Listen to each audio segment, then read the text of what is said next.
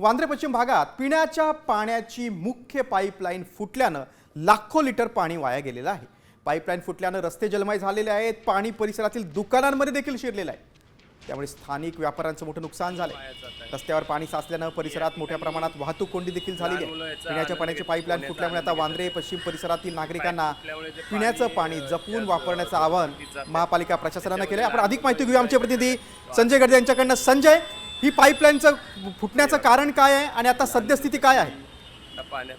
नक्कीच मागील अर्धा तासापूर्वी मुंबईच्या वांद्रे पश्चिमेकडील जे लकी जंक्शन आहे त्या परिसरामध्ये रस्त्याखालून असणारी पिण्याच्या पाण्याची पाईपलाईन जी ती फुटलेली आहे आणि यामुळे कुठेतरी लाखो लिटर पाणी संपूर्ण रस्ते परिसरामध्ये अगदी वांद्रे स्टेशन परिसरामध्ये पाणी गेलेलं आहे।